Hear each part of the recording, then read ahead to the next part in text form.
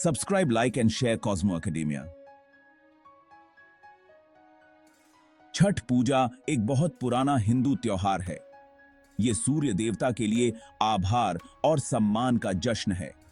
सूर्य जीवन के स्रोत हैं जो हमें रोशनी, गर्मी और ऊर्जा देते हैं। ये त्योहार प्रकृति और इंसान के बीच गहरे संबंध का एक खूबसूरत उदाहरण है।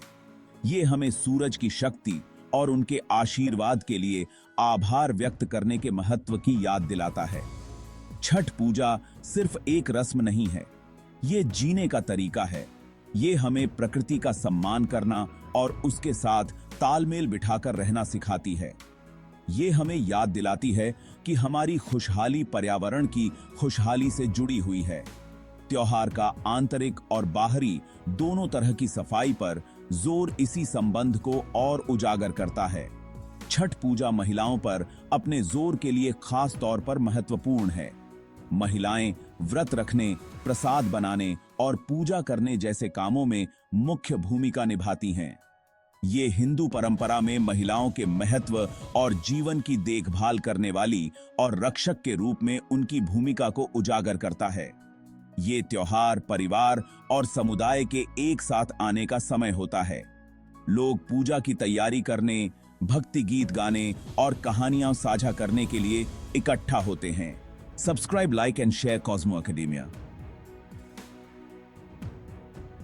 छठ पूजा भारत के कई राज्यों में बहुत धूमधाम से मनाई जाती है। बिहार, झारखंड और पूर्वी उत्तर प्रदेश अपने भव्य समारोहों के लिए खास तौर पर जाने जाते हैं। ये त्योहार इन क्षेत्रों के सांस्कृतिक ताने बाने में गहराई से बसा हुआ है। ये वो समय होता है जब लोग अपने परिवारों के साथ जश्न मनाने के लिए अपने घर वापस आते हैं। गलियों को रंगीन लाइटों से सजाया जाता है और चारों ओर भक्ति गीतों की गूंज होती है। भौगोलिक रूप से इन राज्यों में केंद्रित होने के बावजूद छठ पूजा की लोकप्रियता पूरे भारत में फैल गई है। यह प्रवासन और प्रकृति के प्रति कृतज्ञता और श्रद्धा के त्योहार के सार्वभौमिक संदेश के कारण है। भारत के अन्य हिस्सों में छठ पूजा समारोह की उपस्थिति त्योहार की स्थायी अपील और भौगोलिक सीमाओं के पार लोगों को जोड़ने की क्षमता को प्रदर्शित करती है। अपने पारंपरिक क्षेत्रों से परे त्योहार का प्रसार इसके सांस्कृतिक महत्व का प्रमाण है। यह लोगों को एक साथ लाने में परंपरा और अनुष्ठान की शक्ति पर प्रकाश डालता है। यह भारत के बदलते सांस्कृतिक परिदृश्य को भी दर्शाता है, जहां परंपराओं को साझा किया जाता है और क्षेत्रीय सीमाओं के पार मनाया जाता है। Subscribe, like and share Cosmo Academia. Chhath पूजा 4 दिन का त्योहार है। हर दिन खास रस्मों और विधियों से जुड़ा होता है। पहले दिन को नहाए खाए के तौर पर जाना जाता है। इस दिन भक्त नदी या तालाब में स्नान करते हैं। ये त्योहार की तैयारी में तन और मन की शुद्धि का प्रतीक है। फिर वे शाकाहारी भोजन का एक विशेष भोजन तैयार करते हैं, जिसमें आमतौर पर चावल, दाल और सब्जियां होती हैं। यह भोजन अत्यंत सावधानी और स्वच्छता के साथ पकाया जाता है। केवल मिट्टी के चूल्हे और बर्तनों का ही उपयोग किया जाता है। यह त्योहार से जुड़ी पवित्रता पर जोर देता है। सूर्य देवता को भोग लगाने के बाद भक्त प्रसाद ग्रहण करते हैं। नहाए खाए छठ पूजा की आध्यात्मिक यात्रा की शुरुआत का प्रतीक है। यह शारीरिक और मानसिक दोनों तरह की शुद्धि का दिन है। स्वच्छता और पवित्रता पर जोर इस बात को दर्शाता है कि भक्त किस श्रद्धा और सम्मान के साथ त्योहार को मनाते हैं। Subscribe, like and share Cosmo academia. भाग 4, दिन 2, खरना, पवित्र व्रत। छठ पूजा के दूसरे दिन को खरना कहा जाता है। इस दिन भक्त, खासकर महिलाएं जो त्योहार की मुख्य उपासक होती हैं, निर्जला व्रत रखती हैं। पूरे दिन भक्त अन्न और जल से परहेज करते हैं। शाम को वे खीर, चावल, दूध और गुड़ से बनी एक मीठी डिश और रोटी का विशेष प्रसाद तैयार करते हैं। यह प्रसाद सूर्य देवता को बड़ी श्रद्धा और भक्ति के साथ अर्पित किया जाता है। खीर और रोटी चढ़ाने के बाद भक्त अपना व्रत तोड़ते हैं। वे चढ़ाए गए भोजन के एक हिस्से को प्रसाद के रूप में ग्रहण करते हैं। बचा हुआ खाना फिर परिवार और दोस्तों में बांट दिया जाता है। खरना कठोर भक्ति और आत्म अनुशासन का दिन है। कठोर व्रत अनुष्ठानों के प्रति भक्त की प्रतिबद्धता और सूर्य देवता के प्रति उनकी श्रद्धा का प्रतीक है। यह त्योहार के मुख्य दिन के लिए आध्यात्मिक सफाई और तैयारी का दिन है। Subscribe, like and share Cosmo academia. भाग 5, दिन 3, संध्या अर्घ्य, डूबते सूरज को अर्घ्य। तीसरा दिन छठ पूजा का सबसे महत्वपूर्ण दिन होता है। यह संध्या अर्घ्य का दिन है जो डूबते सूरज को अर्पित किया जाता है।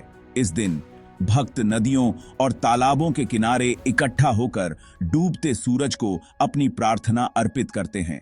वे पानी में खड़े होकर सूर्य की ओर मुख करके डूबते सूर्य को जल और दूध का अर्घ्य अर्पित करते हैं।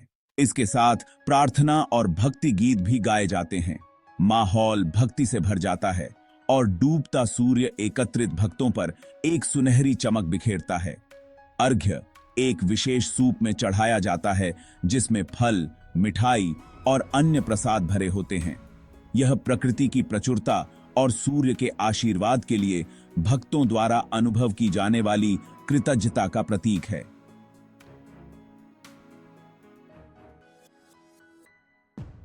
अर्घ्य पैगी है। अर्पित करना एक गहरा आध्यात्मिक अनुभव है जो भक्तों को प्रकृति की लय और सूर्य की दिव्य शक्ति से जोड़ता है। संध्या अर्घ्य एक अद्भुत और भावनात्मक रूप से आवेशित घटना है। हजारों भक्तों को पानी में खड़े होकर डूबते सूर्य को अपनी प्रार्थना अर्पित करते हुए देखना आस्था की शक्ति और इस प्राचीन त्योहार की स्थायी अपील का प्रमाण है। Subscribe, like and share Cosmo Academia.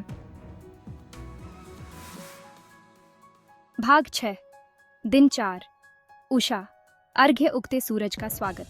Chhath पूजा का चौथा और अंतिम दिन उषा अर्घ्य के रूप में मनाया जाता है, जो उगते सूरज को अर्पित किया जाता है। भक्त उगते सूर्य को अर्घ्य अर्पित करने के लिए भोर से पहले नदी के किनारे इकट्ठा होते हैं। यह अनुष्ठान पिछले दिन के संध्या अर्घ्य को दर्शाता है, जो जीवन के निरंतर चक्र और हमारे जीवन में सूर्य की अटूट उपस्थिति का प्रतीक है। अर्घ्य अर्पित करने के बाद भक्त अपना व्रत तोड़ते हैं और प्रसाद बांटते हैं। यह 4 दिवसीय उत्सव की परिणति का प्रतीक है।